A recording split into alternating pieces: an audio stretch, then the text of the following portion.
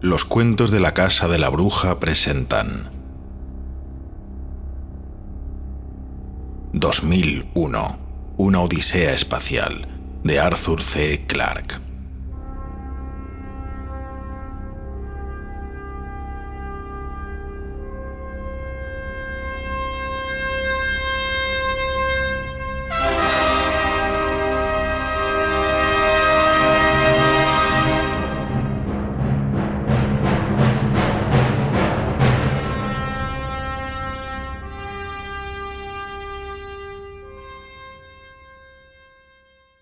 Segunda parte, TMA 1, capítulo 10, Base Clavius.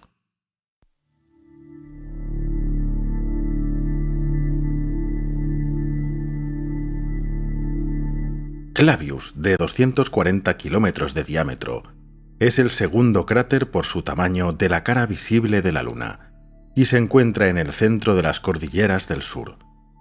Es muy viejo.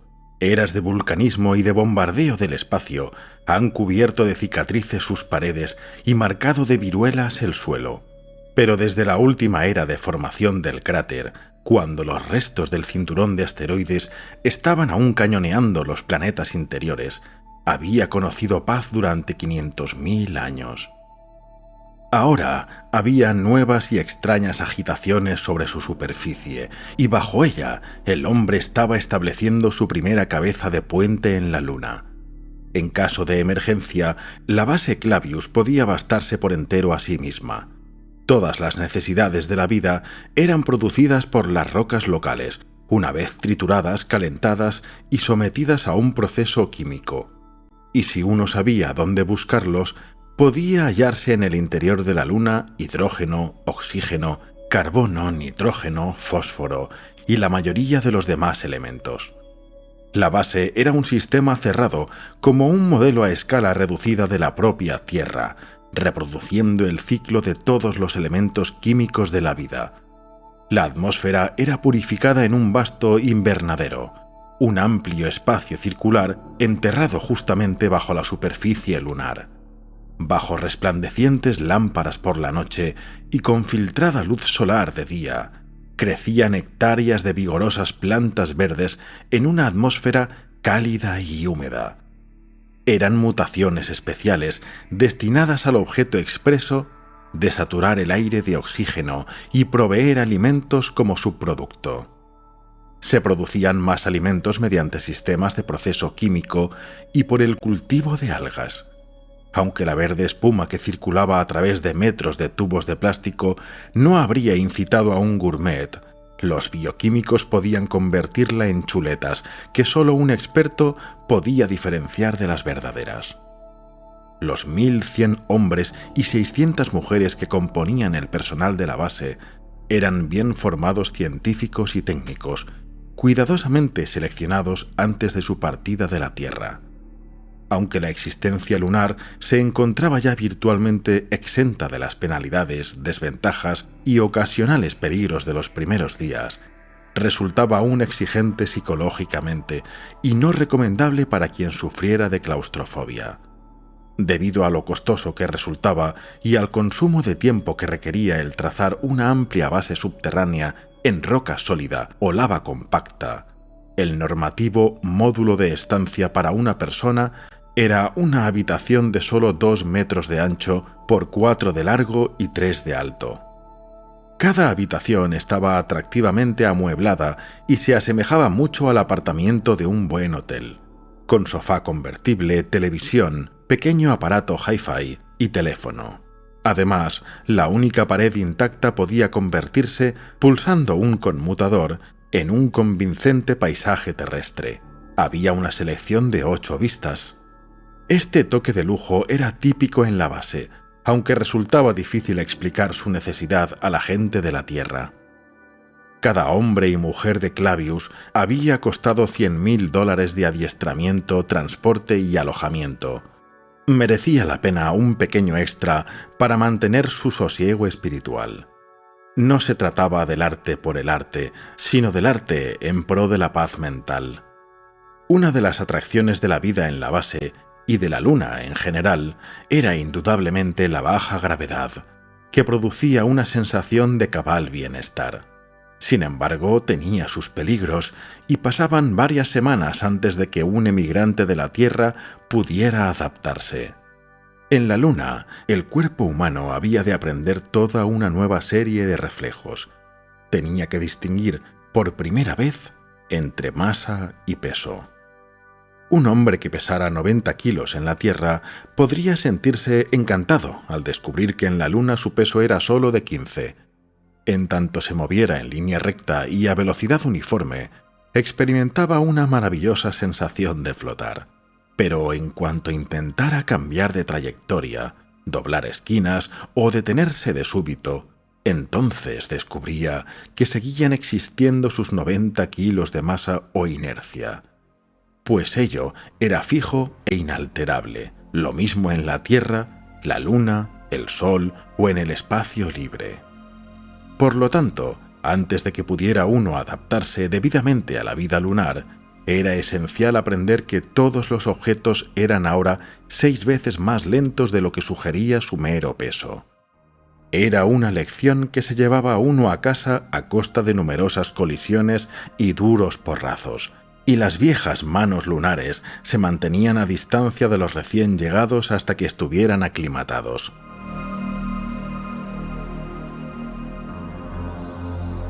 Con su complejo de talleres, despachos, almacenes, centro computador, generadores, garaje, cocina, laboratorios y plantas para el proceso de alimentos, la base Clavius era en sí un mundo en miniatura. Irónicamente, muchos de los hábiles e ingeniosos artificios empleados para construir este imperio subterráneo fueron desarrollados durante la media centuria de la Guerra Fría. Cualquiera que hubiese trabajado en un endurecido e insensible emplazamiento de misiles se habría encontrado en Clavius como en su propia casa. Aquí, en la Luna, había los mismos artilugios y los mismos ingenios de la vida subterránea y de protección contra un ambiente hostil, pero habían sido cambiados para el objetivo de la paz. Al cabo de 10.000 años, el hombre había hallado al fin algo tan excitante como la guerra. Por desgracia, no todas las naciones se habían percatado de este hecho.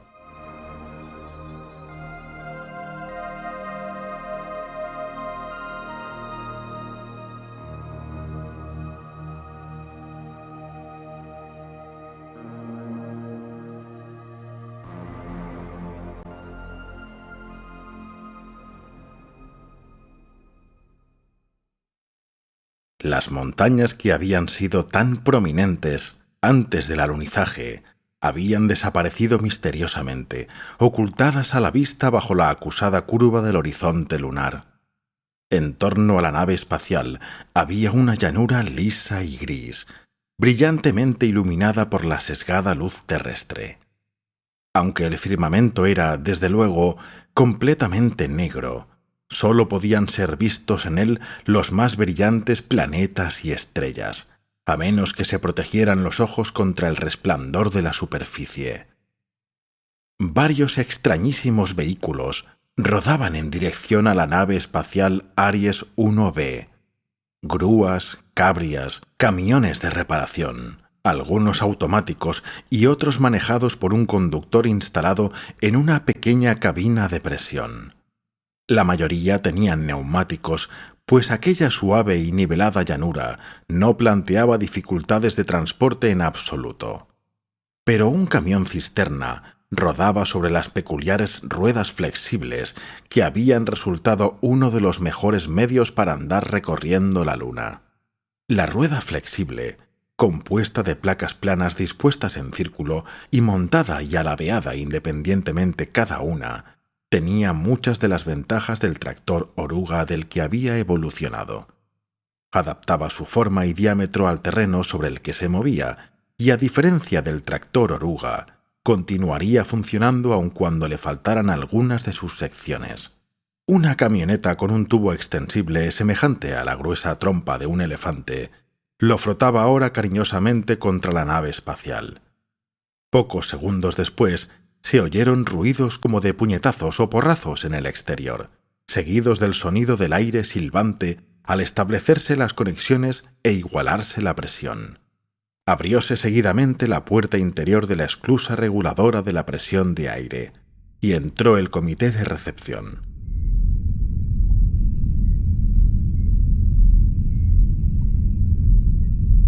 Estaba encabezado por Ralph Halvorsen, administrador de la provincia del sur, que incluía no solo a la base, sino también cualquiera de las partes de los equipos de exploración que operaban desde ella.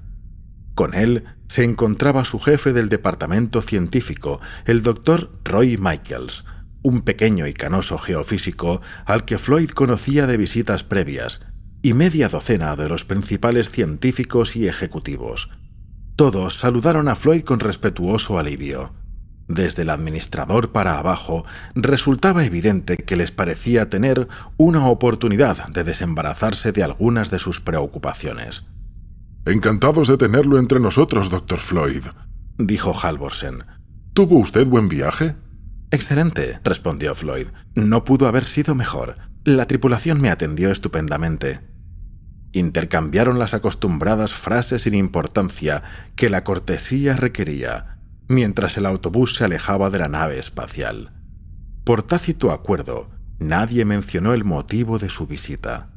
Tras recorrer unos 50 metros desde el lugar del alunizaje, el autobús llegó ante un gran rótulo que rezaba: «Bienvenidos a la base Clavius, Cuerpo de Ingeniería Astronáutica de USA, 1994».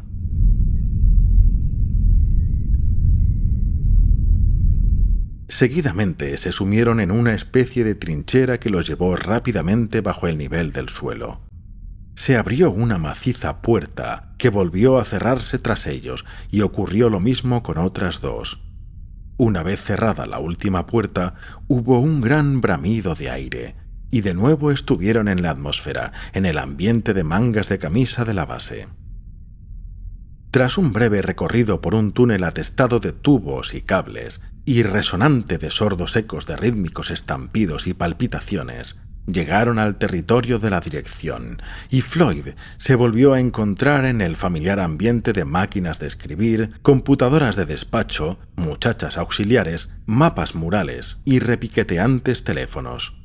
Al hacer una pausa ante la puerta que ostentaba el rótulo de administrador, Halvorsen dijo diplomáticamente: «El Dr. Floyd y yo estaremos en la sala de conferencias dentro de un par de minutos». Los demás asintieron, dijeron algunas frases agradables y se fueron por el pasillo. Pero antes de que Halvorsen pudiera introducir a Floyd en su despacho, hubo una interrupción. Abrióse la puerta y una figurilla se precipitó hacia el administrador gritando: «Papi, has estado en la punta y prometiste llevarme». «Vamos, Diana», dijo Halvorsen con impaciente ternura. «Solo te dije que te llevaría si podía, pero he estado muy ocupado esta mañana recibiendo al Dr. Floyd. Dale la mano, acaba de llegar de la Tierra». La pequeña, Floyd estimó que tendría unos 8 años, extendió una floja manita. Su cara le era vagamente conocida, y Floyd se dio cuenta de súbito que el administrador le estaba mirando con sonrisa burlona. Súbitamente hizo memoria y comprendió por qué. «¡No puedo creerlo!», exclamó. «Pero si no era más que una criatura cuando estuve aquí últimamente».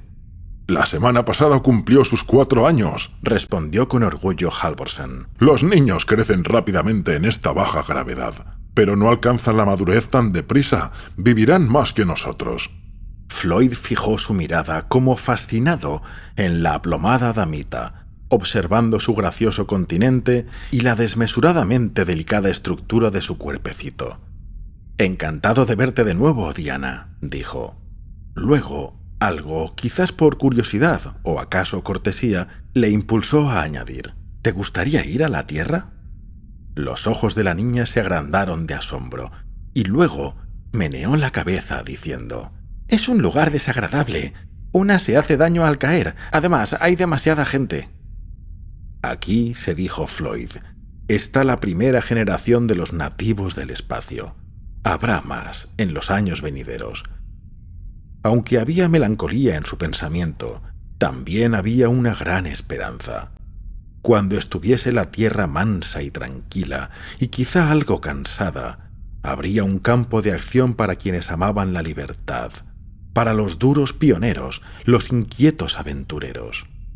Pero sus instrumentos no serían el hacha y el fusil, la canoa y la carreta. Serían la planta nuclear de energía, el impulso del plasma y la granja hidropónica. Se estaba aproximando velozmente el tiempo en que la Tierra, como todas las madres, debía decir adiós a sus hijos. Con una mezcla de amenazas y promesas, Halvorsen logró desembarazarse de su decidido retoño y condujo a Floyd al despacho. La estancia del administrador era solo de 5 metros cuadrados, pero lograba contener todos los avíos y símbolos de la posición de un típico jefe de un departamento con $50.000 de sueldo anuales. Fotografías dedicadas de importantes políticos, incluyendo la del presidente de los Estados Unidos y la del secretario general de las Naciones Unidas, adornaban una pared, cubriendo la mayor parte de otra unas fotos asimismo firmadas por célebres astronautas. Floyd se hundió en un cómodo sillón de cuero, siéndole ofrecida una copa de Jerez, obsequio de los laboratorios biológicos lunares. «¿Cómo van las cosas, Ralph?», preguntó Floyd, paladeando la bebida primero con precaución y aprobatoriamente luego. «No demasiado mal», replicó Halvorsen. «Sin embargo, hay algo que es mejor que conozcas antes de que te metas en harina». ¿Qué es ello? «Bueno, supongo que podría describirlo como un problema moral», suspiró Halvorsen. No es serio todavía, pero va rápidamente en camino de serlo. La suspensión de noticias. Exacto, replicó Halvorsen. Mi gente se está soliviantando con ello. Después de todo, la mayoría de ellos tienen familias en la Tierra, las cuales creen probablemente que se han muerto de una epidemia lunar.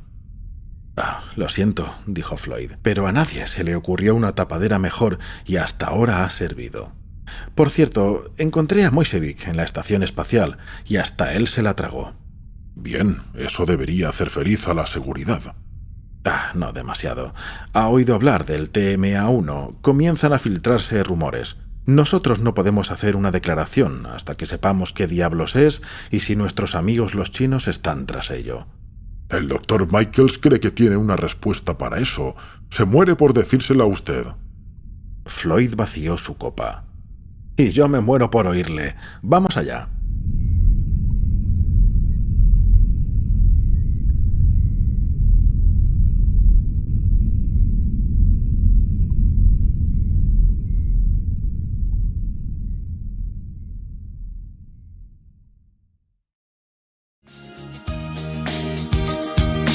Si crees que mi voz encajaría en tu proyecto o negocio, contacta conmigo en info@locucioneshablandoclaro.com o a través de mi página web www.locucioneshablandoclaro.com.